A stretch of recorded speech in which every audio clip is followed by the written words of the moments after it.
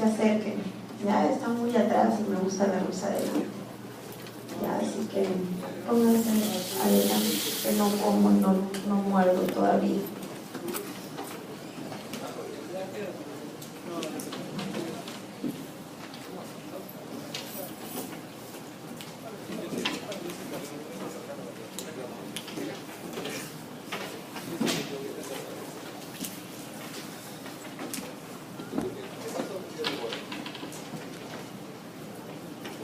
Me dice uno de sus compañeros que la clase no se visualiza en el correo que usualmente ustedes ven.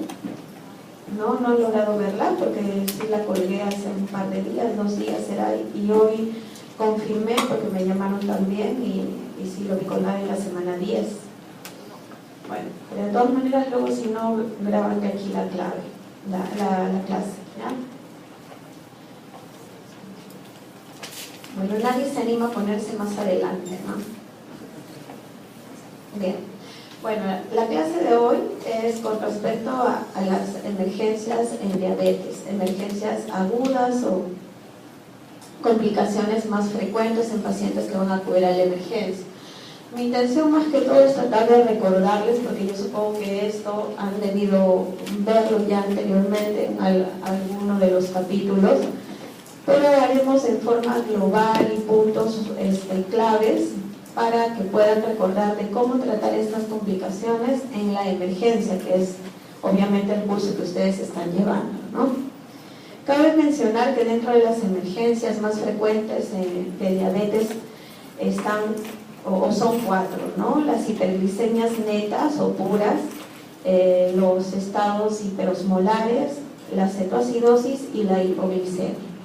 Aquí básicamente vamos a ver 2 de las hiperglicemias y también vamos a hablar un poco de lo que es la hipoglicemia, el tratamiento y cómo es que ocurre fisiopatológicamente, ¿no? Entonces, hay que saber que dentro de la población que acude a emergencia, el 30 al 40% es una población diabética. Población que puede ser puramente diabética o que ya tiene complicaciones o comorbilidades como hipertensión o como ya un problema renal, una enfermedad renal crónica que está en hemodiálisis como que tampoco está en hemodiálisis, el manejo va a ser totalmente distinto, ¿no? Entonces, como ya les mencionaba, dentro de las 2 o mejor dicho, dentro de las emergencias hiperglicémicas más frecuentes que vamos a ver, va a ser la cetoacidosis y el estado hiperosmolar. Ambas entidades como tal, generalmente ocurren por un mal control de la diabetes. Es un paciente que está mal controlado y que básicamente va a haber hiperglicemia y va a haber un déficit, ya sea absoluto o relativo de la insulina, ¿no? Dependiendo del déficit de la insulina, va a caracterizar a tal o cual tipo de hiperglicemia, ¿no? Ambos van a conllevar un deterioro neurológico que básicamente los va a llevar al coma. El paciente llega con trastorno del sensorio. Muchas veces, o mejor dicho, en muchos de los casos, el paciente llega incluso en acidosis total. Entonces, en estos casos ya vamos a ver con el tratamiento cómo va a ser el manejo y básicamente va a ser la bulimia, ¿no? Tanto la cetoacidosis como el estado hiperosmolar tienen un mal pronóstico si es que no se trata adecuadamente. Pero hay que mencionar que es mucho mayor la incidencia en los casos de cetoacidosis que en los casos de estado hiperosmolar. A pesar de ello, la mortalidad va a depender tanto de la edad.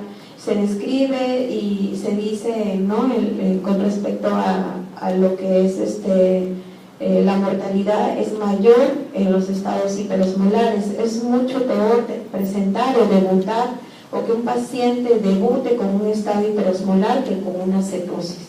La mortalidad en una cetosis es hasta del 5%, a diferencia de un estado hiperosmolar que llega hasta el 15%, y esto hace que el pronóstico del paciente sea peor, ¿no?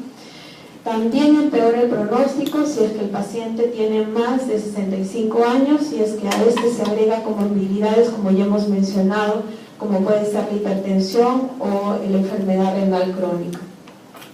Y en los últimos 20 años no se ha descrito que esta mortalidad haya disminuido y se describe hasta en un 20% en cualquiera de los dos como ambas presentaciones no ha disminuido. Entonces, ¿cuáles van a ser los puntos claves?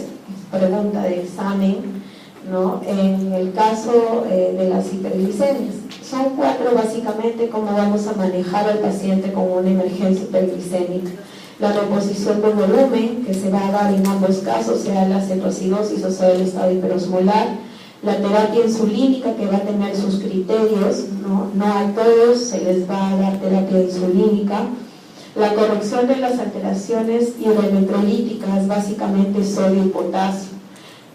Generalmente vamos a reponer lo que es el potasio, ¿no? Y lo último, o el cuarto punto, va a ser básicamente tratar las causas precipitantes. No necesariamente tiene que ser porque el paciente dejó de tomar la medicación o porque el paciente se colocó más insulina de lo debido, sino que van a haber causas precipitantes o desencadenantes que van a hacer que este paciente se descompense. Entonces, hablábamos de que estas dos presentaciones pueden hacerse por forma independiente o que también pueden presentarse de forma mixta. No es muy raro que se presenten de forma mixta. El paciente puede llegar con una cetoacidosis y pasar un estado hiperosmolar o viceversa, ¿no? Pero la cetoacidosis pura logra presentarse hasta en un 22%, la mixta en un 32% y el estado hiperosmolar hasta en un 45%. ¿Cuál es la diferencia entre ambas? La cetoacidosis es básicamente de inicio rápido y el paciente muchas veces puede llegar consciente a la emergencia, ¿no? Sobre todo aquellos pacientes jóvenes que están debutando, generalmente debutan con una cetoacidosis, conscientes, y lo único que manifiestan en este caso es sed, ¿no? Y en este caso de la cetoacidosis, lo que va a ocurrir es que va a haber un déficit absoluto de la insulina, a diferencia del estado hiperosmolar en donde el déficit es parcial. Entonces, esto va a diferenciar desde el punto de vista fisiopatológico ambas hiperglicemias. Entonces, existiendo ya dos hechos que originan estas hiperglicemias, ya sea el déficit absoluto o relativo, vamos a tener como consecuencia el aumento de hormonas reguladoras. ¿Qué hormonas reguladoras? El glucagón, la hormona de crecimiento, las catecolaminas, pero básicamente el glucagón es la hormona reguladora que va a manejar todo el sistema o toda la fisiopatología que ocurre en estas dos hiperglicemias, ¿no? Entonces, si hay un déficit absoluto de la insulina, que es propio de la cetoacidosis, lo que va a llegar o lo que va a conllevar es un incremento de la lipólisis. Al haber incremento de la lipólisis se van a producir cuerpos cetónicos, entre ellos básicamente el acetacetato y la acetona, y eso a la larga va a producir una cetonemia y una acidosis metabólica.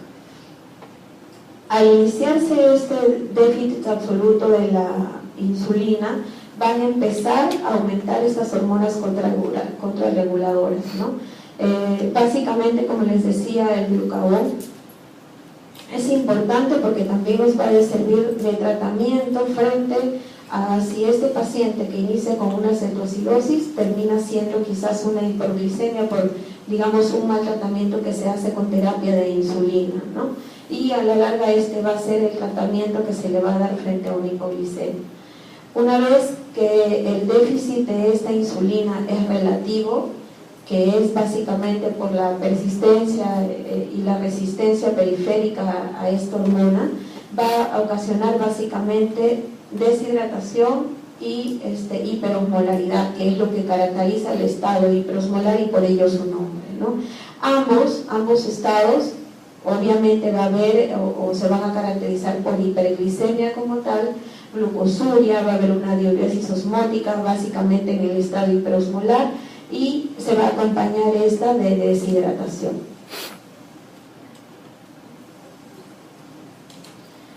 Entonces, hablábamos de factores desencadenantes, no solamente con respecto a manejo del tratamiento médico como tal, una vez ya diagnosticada la diabetes, sino qué factores pueden desencadenar que este paciente haga una de estas dos hiperglicemias. La cetoacidosis diabética, como les decía hace un momento, es la primera manifestación un paciente joven que debuta con diabetes. Paciente joven que debuta con diabetes generalmente hace cetoacidosis, a diferencia de un adulto mayor que lo que presenta básicamente, si es que debuta, es un estado hiperosmolar, ¿no? Esa es la gran diferencia también. Entonces, lo vital es que tanto la cetoacidosis como el estado hiperosmolar ya van a aparecer probablemente en pacientes diabéticos, quizás que no están diagnosticados, pero que ya tienen años de ser diabéticos, ¿no? Y que frente a esto va a haber un factor desencadenante que haga que se presente como primer episodio. Los más frecuentes en la cabeza son las infecciones, llegan hasta un 40% de hacer que este paciente manifieste uno de estos estados, ya siendo paciente diabético como también no siendo. El inadecuado tratamiento insulínico, ¿no? Lo que el paciente que de repente empieza con una insulina cristalina o rápida y que pasa a una insulina de acción lenta, una NPH o una Lantus. El cambio o el mal manejo según los valores de glicemia también puede hacer que este paciente haga uno de estos dos eventos. Y otros que se pueden agregar como comorbilidades, que pueden ser los ACVs, los infartos, las pancreatitis, que también pueden ayudar o digamos a desencadenar este cuadro, y algunos fármacos que van a interaccionar y van a hacer que la insulina también pueda ser en un déficit absoluto o relativo y condicionar a una de estas dos hiperglicemias. Entonces, dentro de las infecciones, básicamente se caracterizan las infecciones respiratorias y las urinarias. Las dérmicas, conocidas como el gran famoso pie diabético, son complicaciones ya tardías. En la emergencia lo que más vamos a ver probablemente sean infecciones urinarias e infecciones respiratorias. Infecciones dentales muy pocas, al igual que la celulitis, ¿no? Con respecto a patologías agudas, se caracterizan básicamente por dos: las pancreatitis agudas y las trombosis mesentéricas. Pacientes diabéticos que llegan a la emergencia descompensados, con dolor abdominal, yo debo sospechar que este paciente puede estar haciendo una trombosis mesentérica, ¿no? Y es una patología aguda que va a ser un desencadenante para que este paciente llegue ya sea con un estado hiperosmolar o con una cetoacidosis, ¿no? Lo otro es también una injuria renal aguda, los síndromes pulmonarios, los ACV, las tromboembolias, las quemaduras también, sobre todo los gran quemados, también pueden llegar a ser, si tienen como antecedente la diabetes, una descompensación de la misma. Obstrucciones intestinales, la hipo o la hipotermia también, ¿no? Dentro de las descompensaciones endocrinas está básicamente la acromegalia, la tirotoxicosis, el feocromocitoma, que es un tumor a nivel, ¿qué es el feocromocitoma? ¿Cómo? Un tumor de la glándula suprarrenal, ¿no? El síndrome de Cushing. Y como les decía también, uno de los desencadenantes y que también es importante y es, digamos, en la historia clínica, a la hora que se hace al paciente en la emergencia, solicitar qué otros fármacos se está tomando, ¿no? O con qué otros fármacos se está medicando. La gran población que llega a la emergencia, bueno, al menos en la sede donde yo laboro, es adulto mayor. Es raro ver un paciente diabético, y si lo vemos es un paciente tipo 1 insulino dependiente que ya tiene diagnóstico pues desde los 10 o 11 años. Pero en su gran mayoría lo que vemos son pacientes adultos mayores con comorbilidades.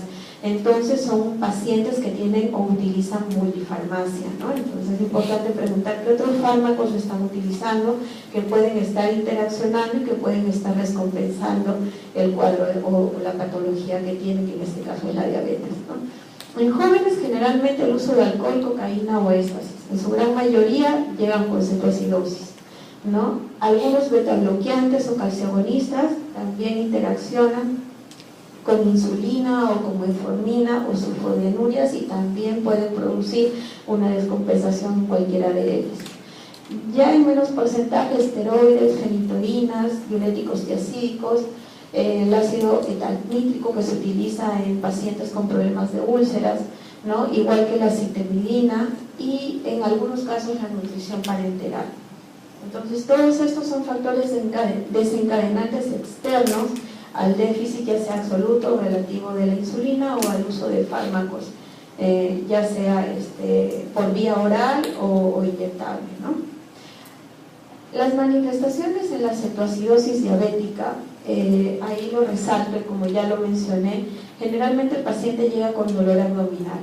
Estamos en la obligación de descartar que este paciente diabético con cetoacidosis no sea una trombosis mesentérica, en su defecto, o una pancreatitis. Entonces, ¿cuál o qué es lo que caracteriza una cetoacidosis diabética? Los signos y síntomas se van a ver en menos de 24 horas.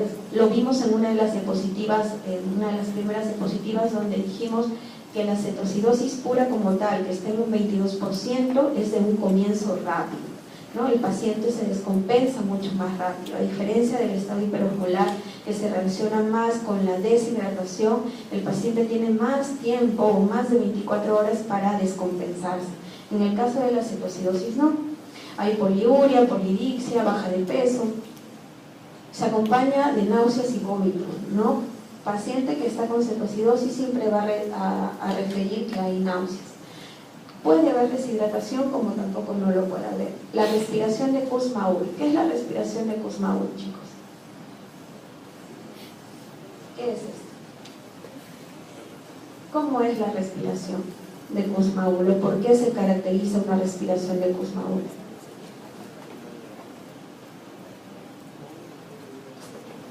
A ver, alguien.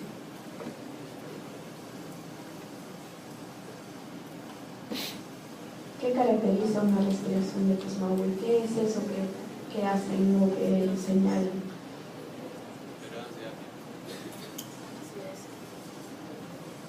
Por el que dijo acidosis, sí, es una respiración que caracteriza una acidosis, que no necesariamente puede ser diabética, urémica, es una acidosis metabólica, ¿no?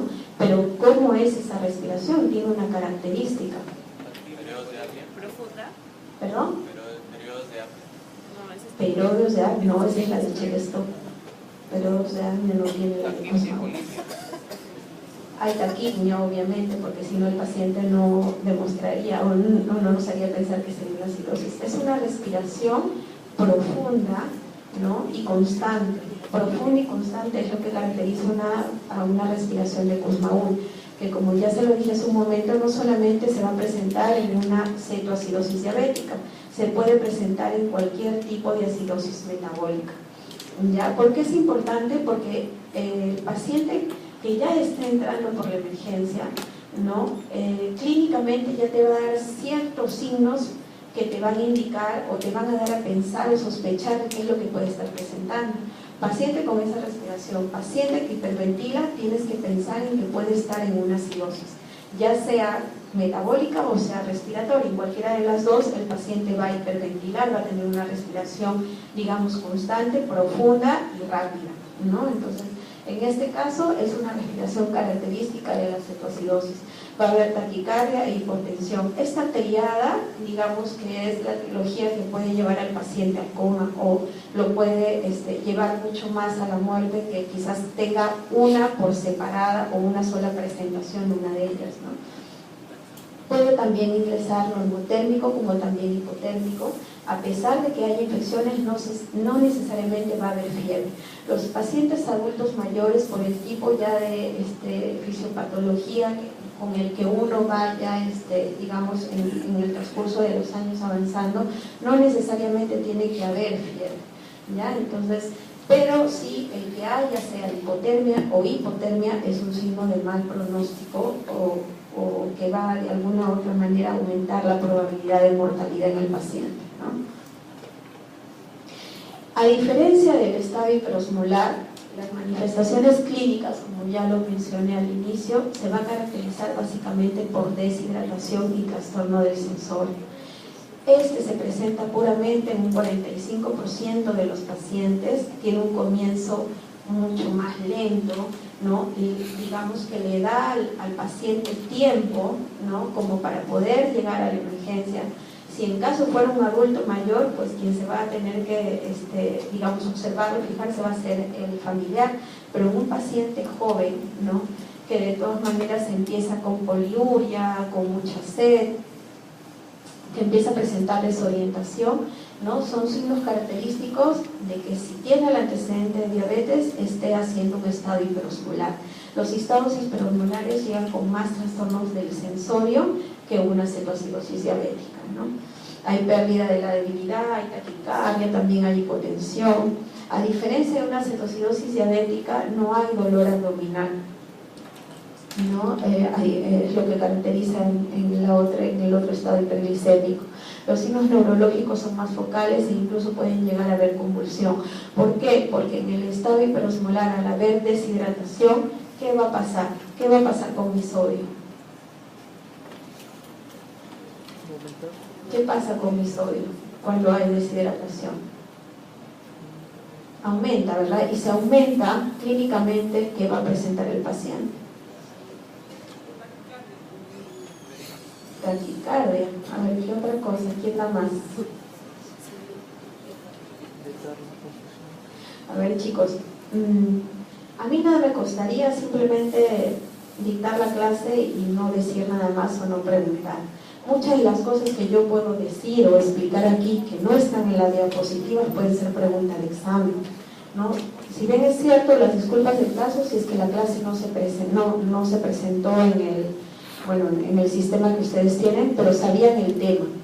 Al saber el tema, uno viene leyendo o uno viene revisando para poder saber si lo que yo les digo es cierto o no es cierto, ¿no? Entonces, es importante, no solo para esta clase, sino para lo que venga de aquí en adelante. Bueno, entonces les decía que en el caso de la deshidratación, con el sodio que va a pasar, va a aumentar. ¿Y qué es lo que produce clínicamente el aumento del sodio? Confusión. ¿Qué más? Bueno, sed es lógico, estás deshidratado, por eso aumenta el sodio, ¿no? Convulsiones, chicos, el paciente convulsiona, ¿no? Entonces, es esto también un signo importante. Paciente diabético que ha convulsionado, llega a la emergencia, ¿qué es lo primero que le toman al paciente cuando llega a la emergencia? Un AGA, ¿no? ¿Qué es el AGA? Un análisis de gases arteriales. Entonces, al ver al paciente que llega, digamos, con una respiración de Kussmaul o que de repente llega deshidratado, lo primero que voy a hacer va a ser tomar un AGA. En el caso del estado hiperosmolar, que es el que estamos hablando ahora, y el paciente llega deshidratado, puede haber convulsionado, entonces probablemente encontremos el sodio alto.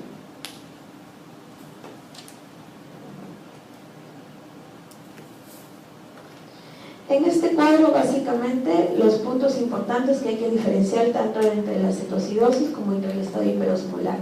Mencionábamos que en la cetoacidosis va a haber dolor abdominal, básicamente, a diferencia del estado hiperosmolar, en donde va a haber deshidratación y trastorno del sensorio. ¿Por qué los menciono cada rato? Porque es lo que clínicamente van a ver en la emergencia. No creo que alguno de ustedes quiera hacer emergencia, ¿no? ¿Quién ha tenido por ahí la idea loca de querer seguir y hacer emergencia? ¿Nadie? Creo que son ahora más prácticas las promociones que salen. Pero bueno, entonces, básicamente esta es una diferencia, este cuadro es una diferencia de la clínica entre ambos estados hiperosmolares, ¿no? Aquí, en este cuadro, resume la clasificación de la severidad del estado de la cetoacidosis diabética. En el estado hiperosmolar, básicamente hay deshidratación y trastorno del sensorio. En la cetoacidosis diabética se va a clasificar en tres clases, digámoslo así, ¿no? Leve, moderada y severa, y eso va a ser básicamente laboratorial o numéricamente, ¿no? ¿En qué se diferencia la leve, moderada y severa o en qué va a variar? Básicamente el pH, bicarbonato y el anión GAT. Es lo que voy a tener que tener en cuenta para poder yo clasificar qué es una cetoacidosis leve de una grave, ¿no? Y entre qué es una cetoacidosis y un estado hiperosmolar, los dos hay hiperglicemia.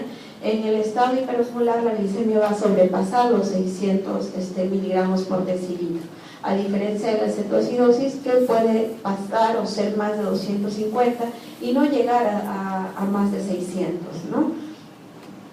Hace un par de días estábamos en la guardia y llegó un joven que el glucómetro marcaba high. ¿Quién sabe o se ha preguntado o averiguado qué valor me indica o debo sospechar si es que el glucómetro me marca high? ¿Alguien se ha preguntado? ¿Quién da más? Más de 500. El glucómetro da, o mejor dicho, te da valores hasta 500. Más de 500, el glucómetro va a decir high. Y si fuera low,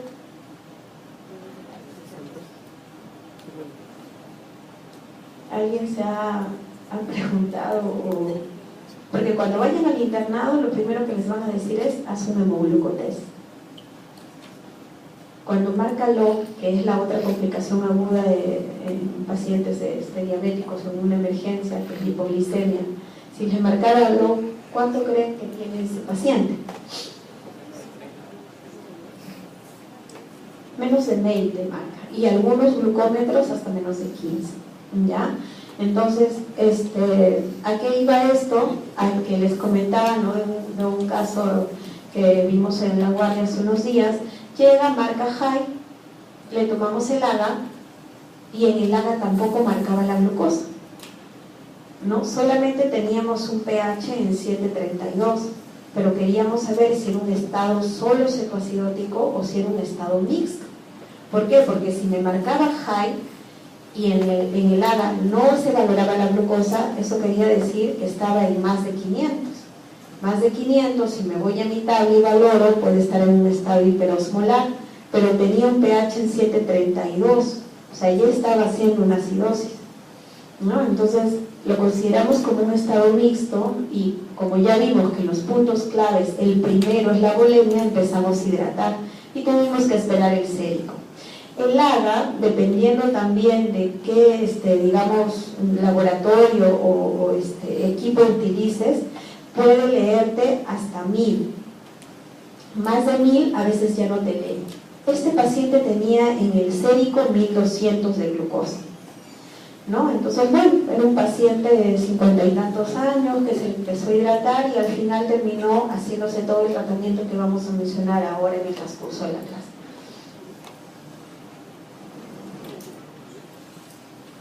Bien, aquí hay otro cuadro de resumen con respecto a cetoacidosis y estado hiperosmolar. Ya no solo con la clínica, como estaba separado anteriormente en clínica y en laboratorio, sino en ambos, ¿no? De aquí pueden salir muchas preguntas para el examen. Es un cuadro, digamos, clave porque está todo resumido, no solo clínica, sino también laboratorio. Y también, digamos que hay una situación intermedia en donde solamente hay hiperglicemia. El paciente diabético puede llegar a ser hiperglicemia sin ser cetoacidosis y sin ser estado hiperosmolar. Y eso generalmente, ¿a qué se debe? O es por el alimento o la dieta que no la lleva adecuadamente, o es porque se colocó mucha insulina o porque tomó, digamos, la dosis del antiglicemiante que no era adecuada, ¿no? Eso es básicamente un estado intermedio. Ya luego se va a los otros dos casos de hiperglicemia, que son cetoacidosis y estado hiperosmolar. Entonces, aquí algo más y que lo repito porque es importante que lo tengan claro, ¿no? En la cetoacidosis tiene que haber sí o no un pH que me indica que haya acidemia. La clínica se va a presentar en horas, ¿no? El trastorno de conciencia es muy variable, como les digo, el paciente puede llegar consciente y estar en acidosis, en una cetoacidosis diabética.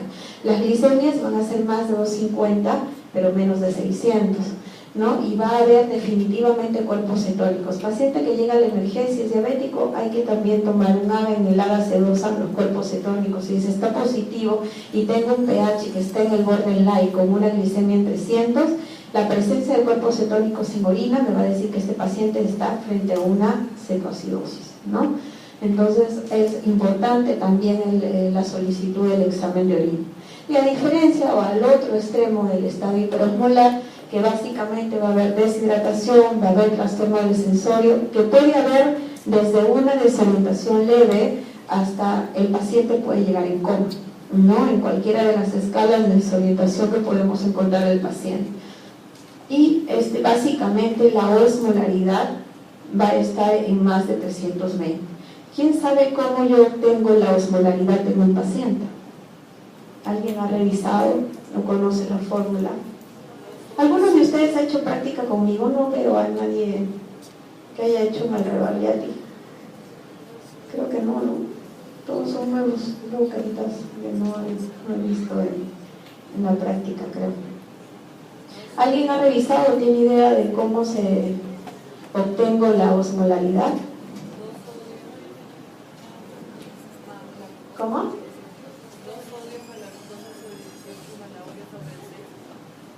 2 veces el sodio más la glucosa entre 18, ¿verdad? Antes se utilizaba el BUN, que era lo que era urea y creatinina, pero se habla de que no siempre es un valor real. Entonces se utiliza básicamente la osmolaridad efectiva, en donde se retira el BUN y solo se utiliza 2 veces el sodio más la glucosa entre 18, ¿no? ¿Por qué es importante que lo sepan? No todos los sagas sacan osmolaridad. Entonces, teniendo ustedes esos valores, pueden determinar la osmolaridad del paciente. Si este fuera más de 320, ya saben que está frente a un estado hiperosmolar.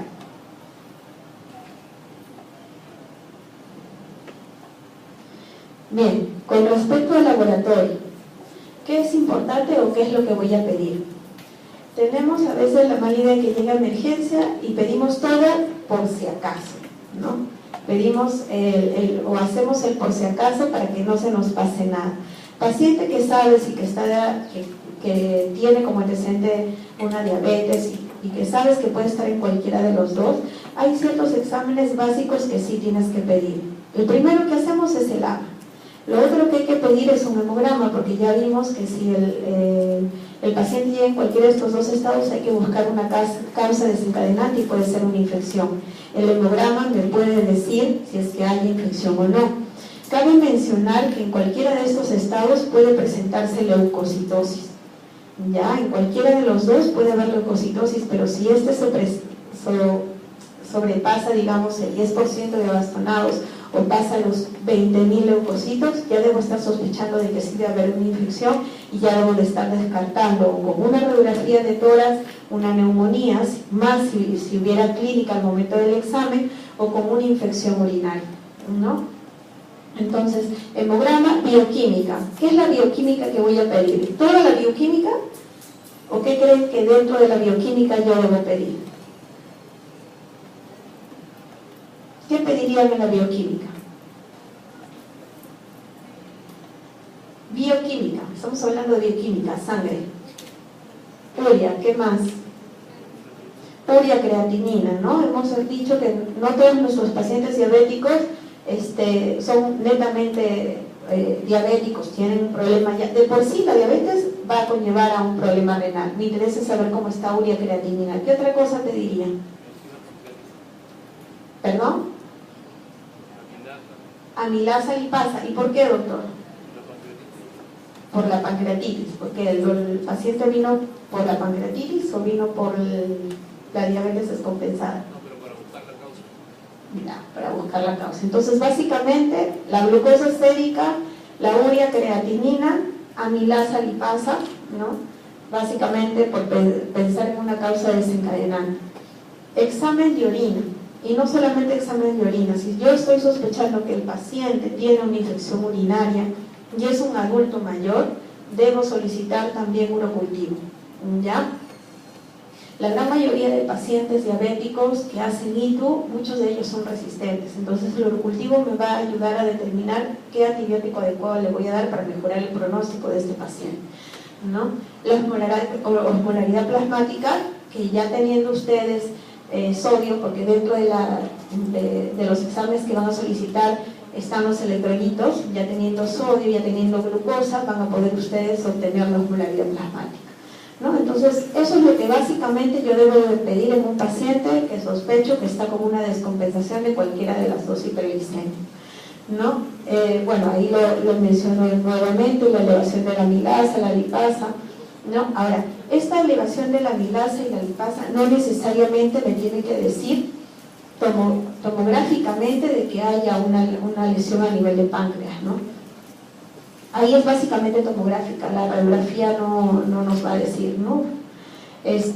También es frecuente si el paciente, digamos, tiene como ya comorbilidad o como complicación agregada la enfermedad renal, urea y creatinina también se van a ver alteradas. ¿Y por qué me interesa saber? Por la filtración glomerular, básicamente, ¿ya? Porque esto me va a determinar también si hubiera una infección, qué antibiótico en qué dosis le voy a poder dar, ¿no? La leucocitosis que les mencioné hace un momento en el hemograma, como les digo, puede haber leucocitosis, pero si ya supera más de los 20.000, ¿no? Debo ya estar sospechando de la infección.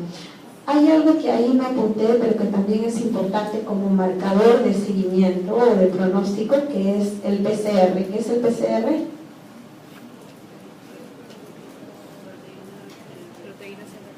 ¿Cómo? La proteína C reactiva, ¿no? La proteína C reactiva es un marcador tanto de inflamación como de infección. Entonces, si tengo un PCR de inicio que de repente me sale en 15 y ya con la medicación, con la bulimia o la hidratación, la terapia insulínica, bicarbonato, reposición de potasio, qué sé yo, vuelvo a hacer una evaluación o un nuevo control de AGA, probablemente este PCR deba disminuir, ya sea un proceso infeccioso o un proceso inflamatorio. Obviamente, si es un proceso infeccioso, toda la terapia que acabo de mencionarle, debemos agregar la terapia antibiótica, ¿no? Pero es básicamente como seguimiento para yo poder saber si es que estamos yendo bien con el tratamiento, ¿no?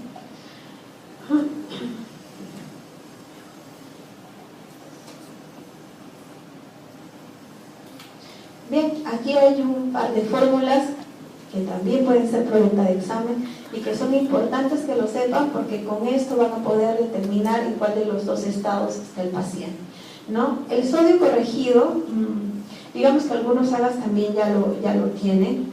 El sodio corregido es básicamente cuando pasan las glicemias más de 200, ¿no? Se corrige por cada 100 de glicemia, ¿no? Voy a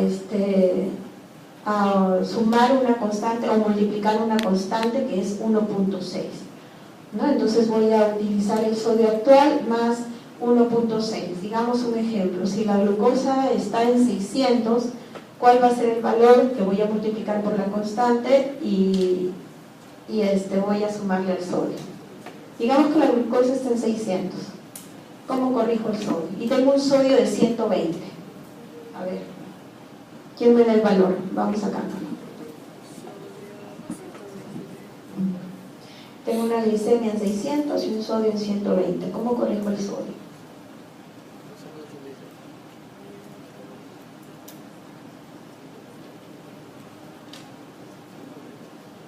¿Cuánto sería el sodio real? ¿Quién da valores? ¿Cómo? 128. ¿Quién está de acuerdo? ¿Quién da más o quién da menos?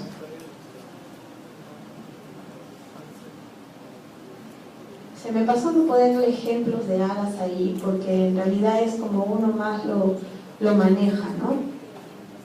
128, ¿todos están de acuerdo? Por cada 100 de glucosa que está aumentando, prácticamente voy a multiplicar el 1.6, que es la constante, y eso le voy a sumar al sodio. Ese sodio corregido lo voy a utilizar para poder hacer la fórmula o la osmolaridad efectiva, ¿no? Que en este caso, bueno, ahí considera el potasio, ¿no?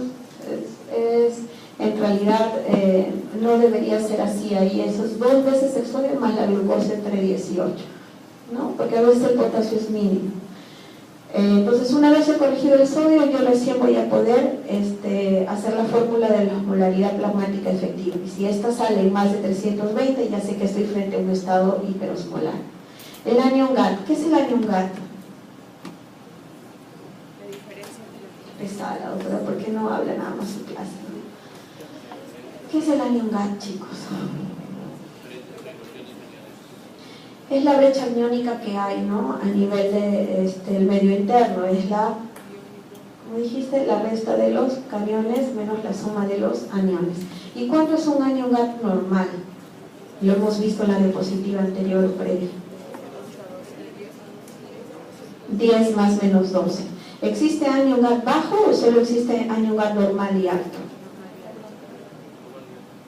normal y alto, ¿verdad? Y si tengo un anion GAT alto, ¿en qué estaría pensando? ¿En qué estaría pensando? En una cetoacidosis diabética. ¿En qué más estaría pensando si es un anion GAT alto? ¿Perdón? Acidosis láctica, que no necesariamente tiene que ser una infección. ¿Qué más? Falla hepática, bueno, ¿qué más? Estados urémicos, ¿no? Rhabdomiolisis, ¿ya? Entonces, esos, digamos, o patologías me van a dar quizás un anion GAT alto, ¿no? Pacientes que han consumido metanol, ¿no? También, o salicilatos, también me van anion GAT alto, incluso pasan los 20 de anion GAT, ¿no? Y el déficit de agua. ¿Por qué también es importante saber la fórmula del déficit de agua? Porque acuérdense que en el estado hiperosmolar el paciente está deshidratado. Entonces lo que yo voy a tener que hacer es reponer volemia. ¿Y cómo voy a reponer la volemia? De acuerdo al peso y a una constante que me ponen en la fórmula, que es 0.6, ¿no? Me va a salir el valor en litros de cuánto es que yo debo reponerle a ese paciente el déficit de agua. Bien, diagnóstico diferencial básicamente de lo que hemos venido mencionando, de la citocidosis y el estado hiperosmolar, las acidosis lácticas, ¿no? Acidosis lácticas que pueden ser producidas por rhabdomiolisis, ¿no? a la cabeza, ingesta de salicilatos, como ya lo mencionamos, el metanol, falla renal agudo crónico, alcoholismo, ¿no? Y la inanición o el ayuno prolongado. Todos esos me van a determinar o hacer el diagnóstico diferencial de estas dos hiperglicemias. ¿Cuál va a ser el tratamiento, no? El tratamiento en cualquiera de las dos es la monitorización constante, ¿no? El AGA, o tenemos la facilidad de tener ahora el AGA, que podemos hacerlo cada hora o cada 2 horas, dependiendo de cuál de los dos estados hiperglicémicos estemos, ¿no? 3 son las piedras angulares, o 3 son las claves en que vamos a tratar este paciente. La corrección de la deshidratación, ¿no? Con el uso de la volemia, usualmente utilizamos cloruro de sodio al 9 por mil. Algunos utilizan lactato de Ringer, pero está más descrito el cloruro de sodio al 9 por mil. La corrección del déficit de potasio, que tiene sus criterios también. No a todo paciente voy a reponer potasio. Y la corrección de la hiperglicemia como tal. ¿Con qué? Con la terapia de insulina, ¿no? Entonces, digamos que además que en el caso de la cetoacidosis diabética, aparte de corregir la acidosis metabólica como tal, hay que tratar los disturbios hidroelectrolíticos que se presenten, ¿no? En este caso sodio, potasio, pero muy aparte de esos dos que son los más, digamos, los más frecuentes, también hay que ver cómo está el calcio, cómo está el fósforo, cómo está el magnesio, ¿no? Y los factores desencadenantes, que en este caso el 40% llegan a ser las infecciones. Entonces, el enfoque fisiológico básicamente del tratamiento en una cetoacidosis diabética va a ser el manejo de la hiperglicemia con fluidos, con insulina, la cetoacidosis tal, pura como tal, con el tratamiento insulínico y el uso de bicarbonato, que también veremos que tiene sus criterios, no a todo paciente con cetoacidosis o un pH o una acidemia voy a tener que reponerle bicarbonato. ¿Por qué? Porque el riesgo del bicarbonato es que podemos producir hipocalemia. El déficit de fluidos, ¿no? O de electrolitos también lo vamos a corregir, ya sea con cloruro de potasio o cloruro de sodio. ¿En qué consiste la reposición de volemia? Creo que es del tratamiento lo más importante, porque si se han dado cuenta, en cualquiera de los dos lo que está alterado es el aumento de la glucosa, por eso se llama complicaciones hiperglicémicas. La primera medida es la volemia ¿con qué? Con el cloruro de sodio o suero salino, como lo quieran mencionar. Es básicamente cuánto le voy a reponer, cómo se lo voy a dar y qué líquido voy a utilizar, ¿no? Entonces, en los pacientes, obviamente que sí hayan claros signos de shock o de falla cardíaca, voy a tener que tener quizás un poco más de cuidado. ¿Cuáles son los signos de inestabilidad hemodinámica con que el paciente puede llegar a una emergencia?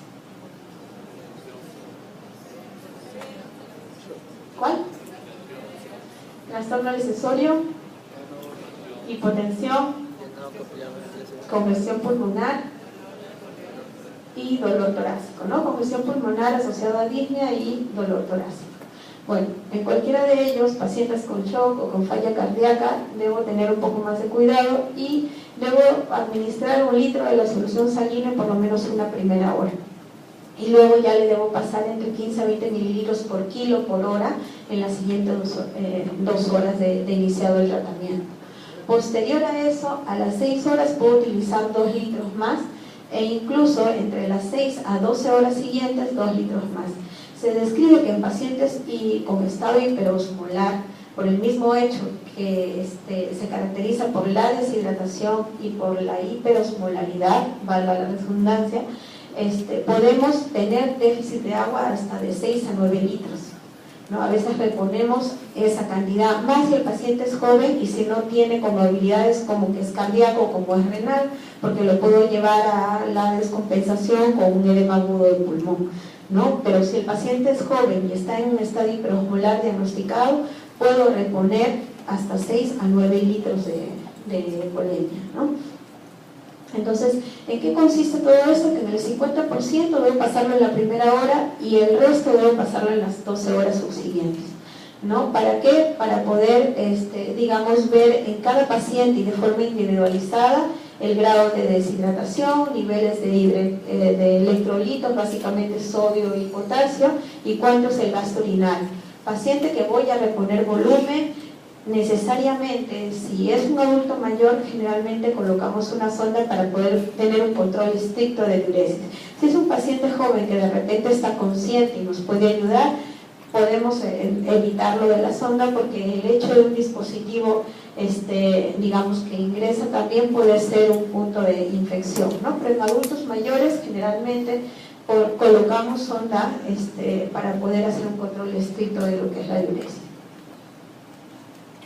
Entonces decíamos que para la reposición de volemia yo debo saber cuánto es el déficit de agua, sobre todo en el estado hiperosmolar, porque el paciente está deshidratado. Entonces, ¿cuál es la fórmula del déficit de agua? Ya lo hemos mencionado, es una constante 0.6 por el peso corporal. En realidad existen varias fórmulas, ¿no? Pero esta es una de ellas, que vamos a multiplicar con el sodio actual entre el sodio normal o el valor normal, que es 145, y vamos a restarle a esto una unidad. El valor que nos salga es lo que vamos a reponer de agua libre. Nos va a salir en litros y es lo que vamos a tener que darle al paciente, como lo hemos mencionado hace un momento, ¿no? El primer litro en la primera hora y luego 2 a 6 litros en las siguientes 24 horas. En cualquiera de los dos estados, los niveles plasmáticos de glucosa, que puedan oscilar entre 250 y 300, deben tener coadyuvantes, si es que utilizamos alguna terapia de insulina, el uso también de dextrosa. ¿Ya? El uso de dextrosa puede ser o al 5 o al 10%. Generalmente utilizamos la del 5%. Utilizamos dextrosa al 10% si el paciente se encontrara en un estado de hipoglicemia, que ya lo vamos a ver posteriormente. ¿Ya? Con respecto a la terapia de insulina, la terapia de insulina básicamente es en el manejo de la entidad de la cetoacidosis, ¿no? Obviamente no vamos a utilizar infusión de insulina o terapia de insulina si es que el paciente está con glicemias menos de 300, ¿no? Y menos si es que tiene un potasio sérico en menos de 3.3, porque si no vamos a disminuir más y vamos a producir más hipocalemia, ¿no? ¿Cómo es que debo de reducir o hacer que disminuya con la terapia de insulina la glucosa? Esta debe disminuir entre 50 a 70 miligramos por decilitro por hora. Es lo que yo debo aproximadamente disminuir para poder hacer una buena corrección de la glicemia utilizando como terapia la insulina. ¿Ya? Ahora, ¿cómo inicio la terapia de insulina? La terapia de insulina se puede utilizar en bolo o en infusión continua. Se han hecho estudios en donde han demostrado que no hay evidencia en que uno sea mejor que el otro. Usualmente inician un bolo y le continúan la infusión, ¿no? Pero no hay ninguna mejoría con que yo de frente inicie la infusión de insulina. No hay evidencia alguna en que una sea mejor que la otra, ¿no?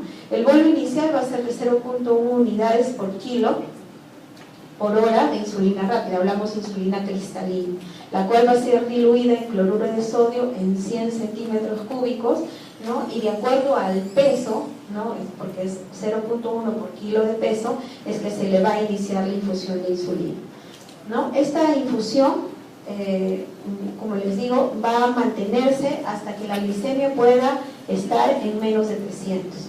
Una vez que esté en menos de 300, yo voy a tener que ir haciendo controles tanto del potasio, de la glicemia cada 2 horas para poder ver en qué momento voy a retirar la infusión de insulina. ¿Y por qué es importante estos controles o seriados, digámoslo así? Porque una vez que el paciente controle la glicemia, ya sea para el estado hiperosmolar en menos de 300 o para la cetoacidosis en menos de 200, ¿para qué? Para poder saber en qué momento yo voy a pasar de la infusión de insulina a la insulina cristalina. Se recomienda que el uso de la insulina cristalina debe ser iniciada, no está ahí, pero debe ser iniciada 1 hora antes de suspender la infusión. Debo colocarle, según el valor que esté presentando en ese momento de glicemia, 1 hora antes la insulina subcutánea cristalina para yo poder recién retirar la infusión de insulina. Generalmente la infusión de insulina se retira cuando ya está en una unidad por kilo por hora, ¿no? Usualmente, si pesa digamos un ejemplo, si el paciente pesa 70 kilos, ¿a cuánto inicio la infusión? Si la dosis de inicio es de 0.1 unidad por kilo por hora.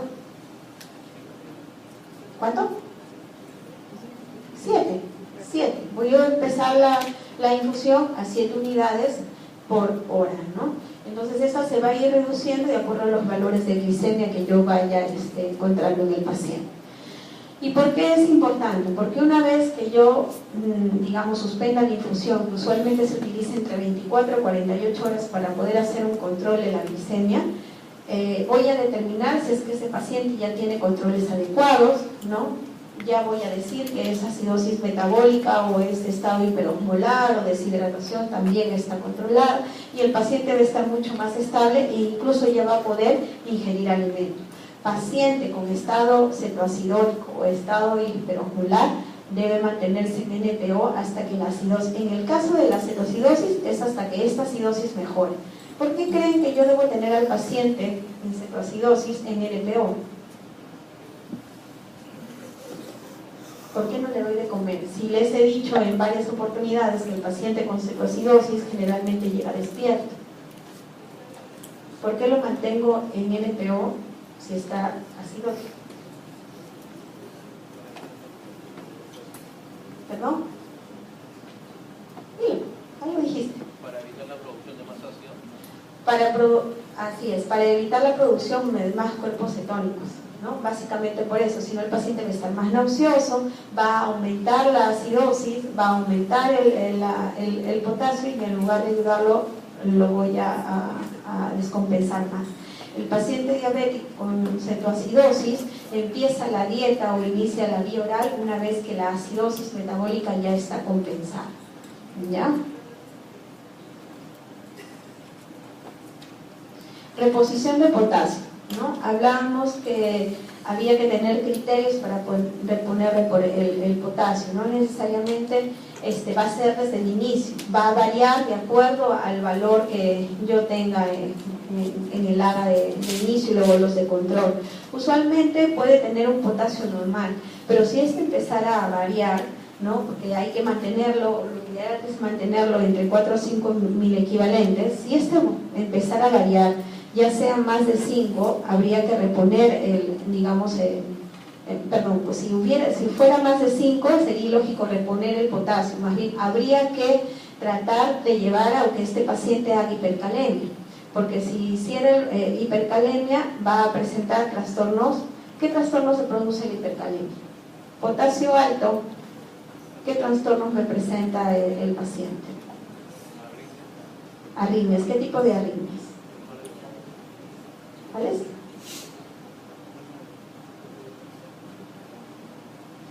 Y está por venir el doctor Lino, creo que tiene clase con él luego, ¿no? Ya me va a votar. Así que bueno. ¿Qué produce la hipercalemia? Trastornos cardíacos, dijeron por ahí arritmias. ¿Qué tipo de arritmias? Supra, infra, o taquiarritmias, o bradiarritmias. ¿Qué produce la hipercalemia? ¿Qué características me da la hipercalemia en un EKG? Tepicudas. ¿Qué más, doctora? Ya, ¿qué más?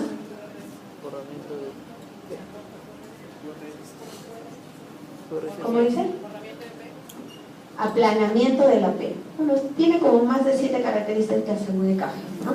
Pero bueno, si el potasio definitivamente está en más de 5, lo que voy a tratar más bien es de corregir el potasio con solución o con infusión de bicarbonato para mantenerlo como estabilizador de membrana o gluconato de calcio para evitar la hipercalemia.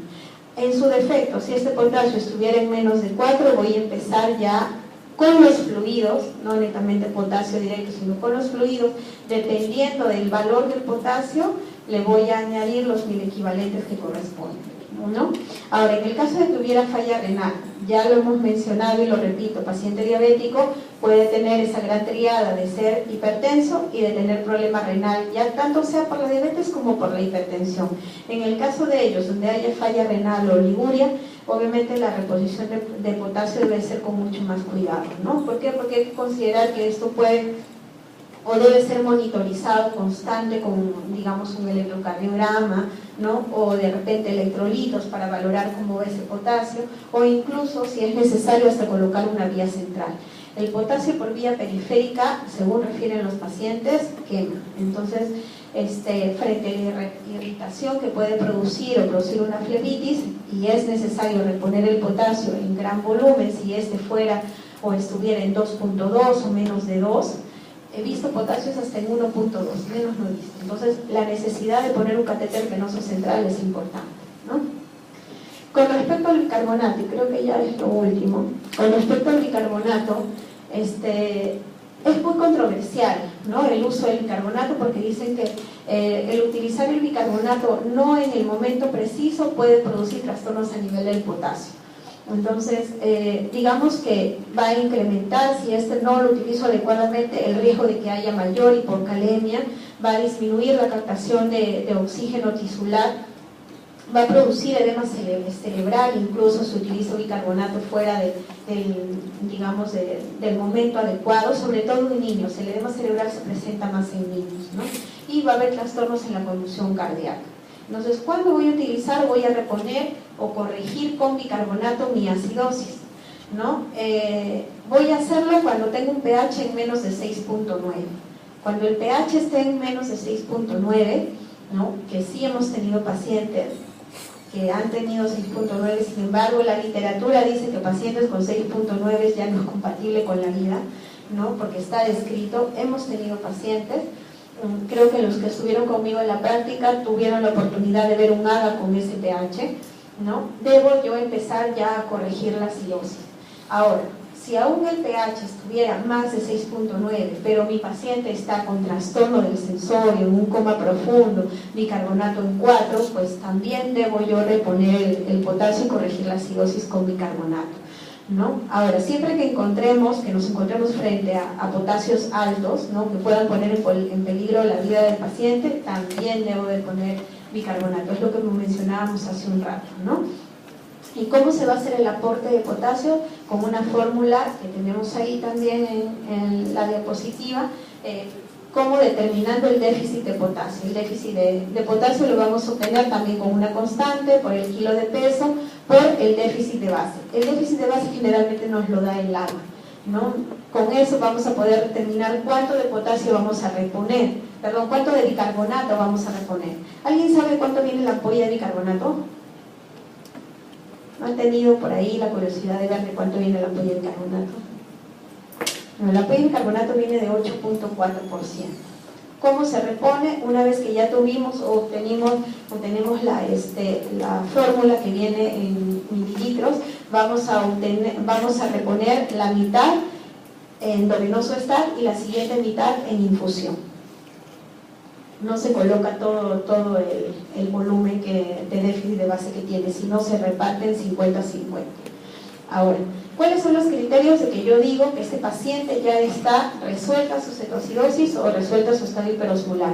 La cetoacidosis, glicemia que esté en menor de 200 con un bicarbonato menor de 18 y un pH mayor de 7.3. Eso quiere decir que está fuera de la acidemia. Y en el estado hiperosmolar, que las glicemias estén en más o menos mayor de 300, perdón, ahí es menor de 300, ¿no? Osmolaridad menor de 320 y que haya una recuperación de la conciencia. Ahí hay un error, chicos, disculpen, es menor o igual de 300. Hipoglicemia. La hipoglicemia, básicamente les voy a dar los puntos claves porque yo estoy ya también con la hora. Desde el punto de vista bioquímico laboratorial, hablamos de hipoglicemia si este está en menos del 70 miligramos por decilitro, ¿ya? Y hablamos de una hipoglicemia grave cuando está en menos de 40. ¿Cuáles son las causas? Pueden ser varias. Ya ahí las menciono, puede ser secundaria al uso de insulina, secundaria al uso de antiglicemiantes orales, relacionada a la ingesta, ¿no? El paciente, sobre todo ayuno prolongado, aumento del consumo periférico de glucosa. ¿A qué me refiero con esto? Pacientes que hacen demasiada actividad física o la famosa enfermedad de este siglo, el estrés, ¿no? Que condicionan aumento del consumo de la glucosa periférica.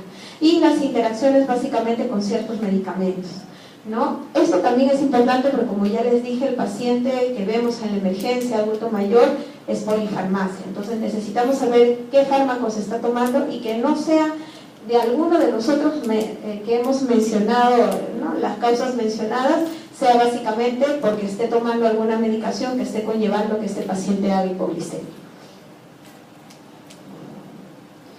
Entonces, clínicamente, ¿qué voy a ver en una hipoglicemia? Cambios neurológicos.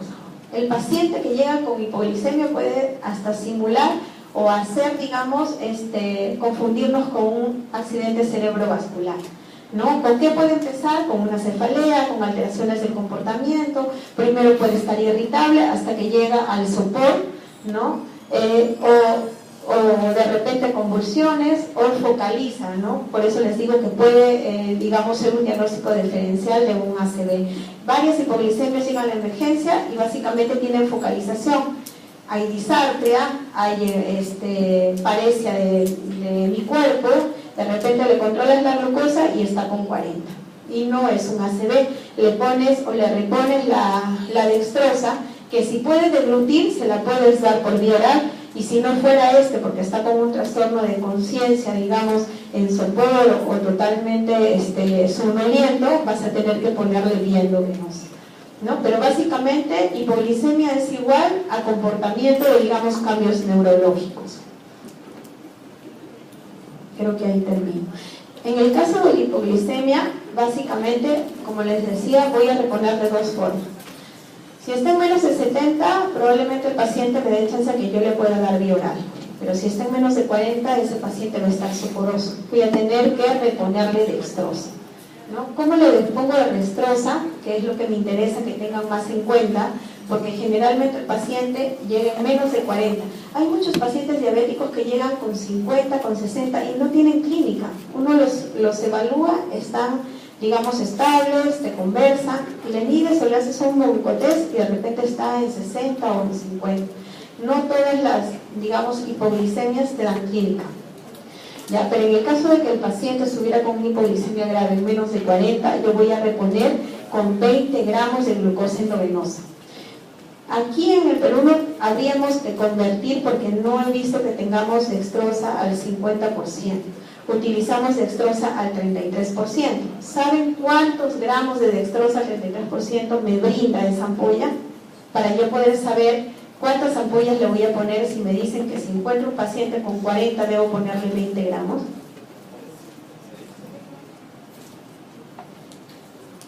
¿Tienen idea?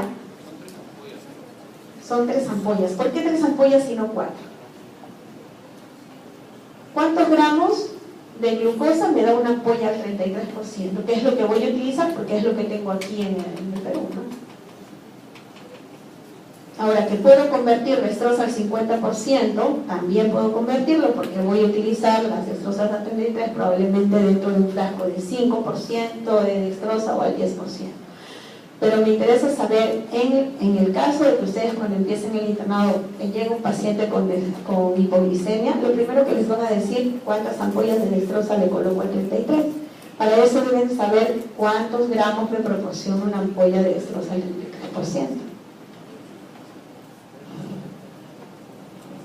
Pregunta de examen, ¿no? Bueno, entonces, en este caso, básicamente en hipoglicemia grave, me interesa ver el tratamiento en aquellos que tengan glicemia menor de 40. Es 20 gramos, glucosa endovenosa, vuelvo a controlar quizás a los 15 o 30 minutos, y si, bueno, el paciente recupera, digamos, la conciencia, debo de observarlo 24 horas. Ahora, ¿cuánto tiempo lo voy a observar? Va dependiendo o va a depender de qué es lo que ha causado esa hipoglicemia. Si de repente fue tratamiento insulínico, pues lo observo 24 horas y le doy de alta y lo mando a casa. Lo mismo probablemente ocurra con el tratamiento con antiglicemiantes vía oral, ¿no? Entonces, básicamente, en hipoglicemia es reposición de dextrosa en el paciente y buscar la causa per se, que es lo que le está produciendo.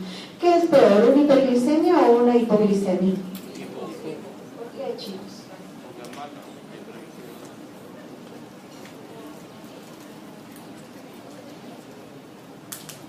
Claro, porque obviamente la glucosa, ¿cuánto de glucosa consume el cerebro diario? ¿Tienen idea? Alguien da un valor por ahí y vemos si dan más o dan menos. ¿Cuánto de glucosa consume diario el cerebro? ¿Cuánto? 30, pues ese cerebro está pero pobre. En vez solamente combate y ¿cómo se llama el otro programa?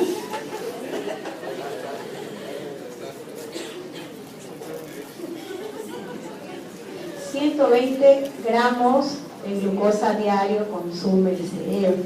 Entonces, obviamente, si no, el cerebro no retiene o no, digamos, es un órgano que cataboliza glucosa como tal, produzca glucosa como tal, a diferencia como lo hace el hígado, como lo hacen los músculos. Entonces, lo único que sí se reporta es que a nivel cerebral el glucógeno está a nivel de las células de las glías en muy poco porcentaje. Cuando hay hipoglicemia, este glucógeno que está ahí reservado dura o digamos empieza a funcionar por unos segundos, mientras que no le podamos brindar o reponer esa dextrosa, entonces ese grupo neuronal va a empezar a disminuir o va a empezar a morir. ¿Por qué? Porque obviamente no tiene oxígeno suficiente, ¿no? Entonces es importante saber cuánto consume de glucosa en nuestro cerebro. Creo que aquí no consumen los 120, ¿no? Pero bueno, no sé si tengan alguna pregunta, algo que hayan leído, que crean que no lo he mencionado, o básicamente alguna duda, ¿no? Las preguntas van a salir no solo de lo que está en la diapositiva, sino digamos, de lo que hemos podido hablar o de los ejemplos que hemos dicho, ¿no?